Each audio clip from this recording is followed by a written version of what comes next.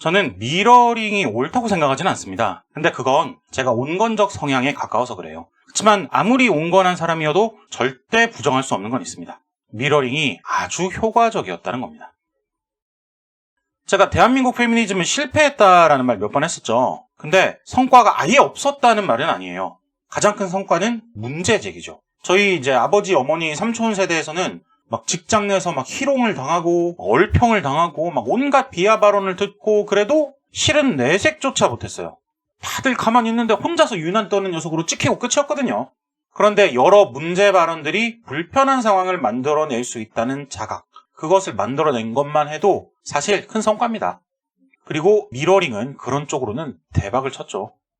옛날에 남자들은 이런 비교 쉽게 했었죠. 뭐 양누님들은 막 볼륨감이 어떻고 막 남미 여자들은 하체가 어떻고 근데 뭐 한국 여자들은 뭐 A가 어쩌네 저쩌네 하는 이런 이야기. 그 이야기 끝에 꼭 하는 소리가 있습니다. 왜? 사실이잖아. 뭐 있는 얘기만 한 건데?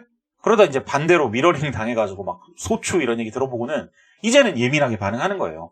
그런 종류의 비하가 얼마나 불쾌한 일인지 알게 된 게 어딥니까? 저는 사실 눈에는 눈, 이에는 이 뭐 이런 거 싫어해요. 사적 제재, 참교육, 사이다 뭐 이런 것도 다 싫어해요.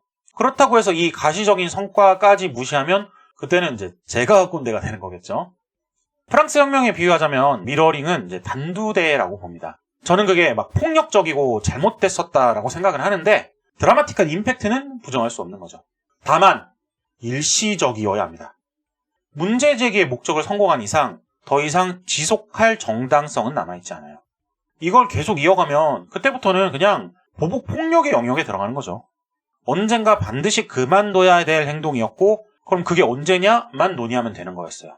다시 한번 말하지만 저는 온건파라서 이미 진작에 그만둘 때가 지났다고 생각하긴 해요. 자, 이와 비슷하게 필요했지만 멈춰야 되는 것들은 많이 존재합니다.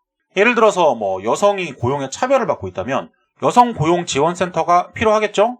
그런데 고용의 차별이 없어졌는데 지원센터만 남아있다면 그땐 역차별이 되는 거잖아요. 그래서 모든 인위적 장치는 반드시 한시적이어야 합니다. 언젠간 없어져야 돼요. 그게 언제일지만 논의하면 되는 거예요. 그리고 저는 여대의 수명은 이미 끝났다고 강력히 주장합니다. 다음 시간 주제는 여대 폐지입니다.